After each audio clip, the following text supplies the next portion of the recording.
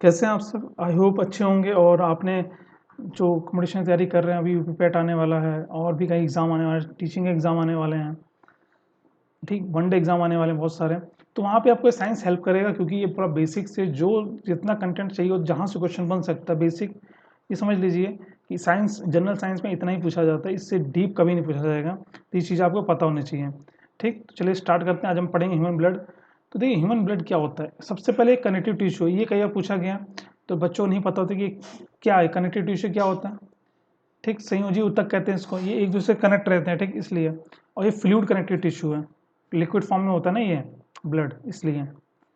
इसका पीएच मान, अब पीएच का होता है पोटेंसी ऑफ हाइड्रोजन। इसको तीन पार्ट में बांट दिया गया। एक होता है एसिडिक, क्या होता है एसिडिक, जिसका पीएच 7 से कम होता है। 7 से ज़्यादा वाले को बेसिक कहते हैं, और जो 7 के बराबर होता है उसको न्यूट्रल कहते हैं। ठीक, तो ब्लड का पीएच कितना होता है? 7.4 होता है, कई बार पूछा गया, ये चीज़ आपको पता होनी चाहिए। ब्लड के स्टडी को हेमेटोलॉजी कहते हैं। ठीक, और हमारा ब्लड क्या होता है? बेसिक होता है, हल्का क्षारीय होता है। ब्लड कैसा होता है हमारा? हल्का क्षारीय होता है। ठीक, और मेल में कितना 5 से 6 लीटर ब्लड पाया जाता है, और फीमेल में मेल से आधा लीटर ब्लड कम पाया जाता है। ये जनरल नॉलेज आपको पता होना चाहिए। कब पूछ लो पता नहीं, बट ब्लड कैसा होता है? हल्का क्षारीय होता है। स्टडी को हेमेटोलॉजी कहते हैं। पीएच मान 7.4 होता है। ठीक, उसके बाद ब्लड का फॉर्मेशन, फॉर्मेशन ऑफ ब्लड। अब ब्लड बनता कहाँ है? ब्लड हमारी हड्डियों में बनता है, जो हमारी पाँव की जो हड्डी होती है, ठीक, जांग वाली हड्डी या नीचे वाली, वहाँ बनता है। उसमें कहाँ बनता है? उसमें दो चीज़ें होती पाया, उसमें क्या बोन मैरो पाया जाता है। पहली चीज़ तो क्या पाया जाता है? Bone marrow. अब उस बोन मैरो में एक रेड बोन मैरो होता है, येलो बोन मैरो होता है। जो स्पंजी पार्ट होता है हमारी हड्डी का, स्पंज वाला पार्ट होता है, ये आपको फोटो दिख रही हो, ये वाला पार्ट, ये हल्का स्पंजी टाइप का, ठीक है, लाल लाल स्पंजी टाइप का। इसमें रेड बोन मैरो होता है, ठीक, जो आरबीसी बनाने में मदद करता है। और ये जो इसमें होता है, ये वाला पार्ट पीला पीला, इसमें येलो बोन मैरो जो डब्ल्यूबीसी बनाने में हेल्प करता है। और ये जो वेसल्स हैं, देखिए ये वेसल्स दिख रहे ना, ये वाली वेसल्स, ये यहीं से ही बोन मैरो मतलब ब्लड वेसल्स ही हैं, जहाँ से ब्लड ट्रांसफर होता है पूरी बॉडी में। ठीक, यहाँ से हार्ट में आता है, फिर हार्ट से पंप होकर ऑक्सीजन को लेकर पूरी बॉडी में जाता है। इसके फॉर्मेशन में जो प्रोसेस है उसको हीमोटोपोएसिस कहते हैं। ठीक,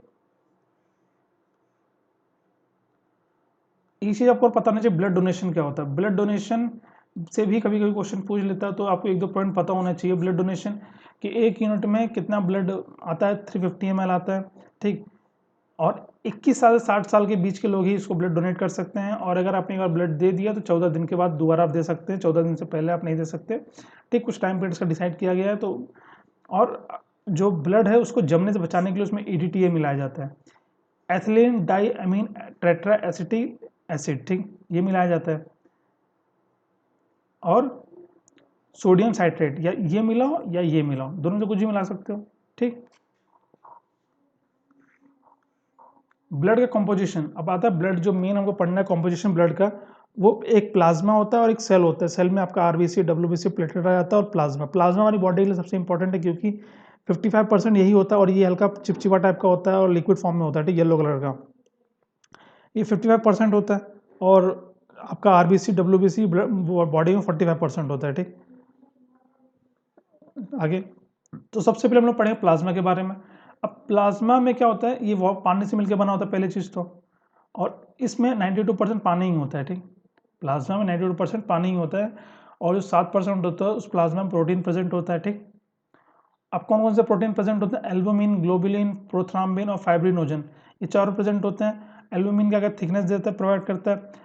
ग्लोबुलिन जो है इम्यूनिटी, प्रतिरोधक क्षमता प्रदान करता है। और प्रोथ्राम्बिन और फाइब्रिनोजन जो है ये ब्लड क्लॉटिंग में हेल्प करते हैं, मतलब रक्त का थक्का बनाने में ये मदद करते हैं। तो ये भी पता होना चाहिए कि मान लो पूछ लें, चार ऑप्शन देखिए कि इसमें कौन सा ब्लड क्लॉटिंग में हेल्प करता है, तो आपको प्रोथ्राम्बिन और फाइब्रिनोजन भी पता होना चाहिए, ये भी हेल्प करते हैं। ठीक, प्लाज्मा का कुछ फंक्शन ये भी पता होना चाहिए। तो फंक्शन क्या? पहला कि ये ब्लड को फ्लूइडिटी प्रदान करता है, मतलब तरलता प्रदान करता है। ब्लड क्लॉटिंग में हेल्प करता है, मतलब रक्त का थक्का बनाने में हेल्प करता है, ये थक्का बनाने में। ठीक, प्रतिरोधक क्षमता प्रोवाइड करता है, इम्यूनिटी प्रोवाइड करता है हमारी बॉडी को, हमारी बॉडी के टेम्परेचर को रेगुलेट करके रखता है ये। और पूरे बॉडी में न्यूट्रिएंट्स को ट्रांसफर करने में भी प्लाज्मा एक अच्छा रोल निभाता है पूरी बॉडी में। ठीक, और ये हमारे पीएच लेवल को भी रेगुलेट करके रखता है। तो ये चीज़ आपको पता होनी चाहिए, कभी के पॉइंट में दे देगा अगर ज़्यादा उसको एडवांस पूछना होगा तो। अब आता है हमको पढ़ना है ब्लड के बारे में, जो मेन है सेल्स, जो कॉर्पसेल्स कहते हैं, कोशिकाएं, कणिकाएं, जो 45% हमारी बॉडी में है, उसमें एक आरबीसी होता है, एक डब्ल्यूबीसी होता है, एक प्लेटलेट होता है। तीनों बारे में हम एक एक करके पढ़ेंगे।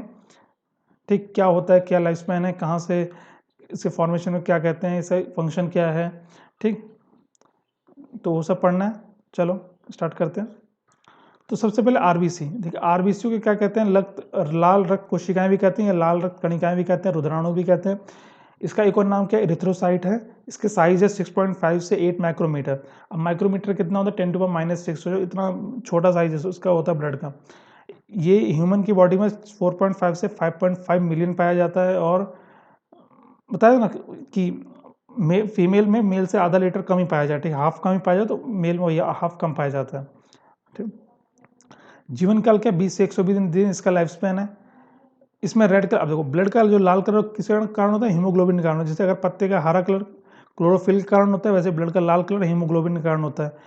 इसका जो प्रोसेस, फॉर्मेशन का प्रोसेस होता है, उसको एथ्रोपोएसिस कहते हैं। ठीक, उसके बाद कब्रिस्तान, ये कई बार पूछा गया, ब्लड का कब्रिस्तान क्या है, आरबीसी का स्प्लीन या पलिया है। आरबीसी ना ही न्यूक्लियस पाया जाता है, ना ही माइटोकॉन्ड्रिया पाया जाता है।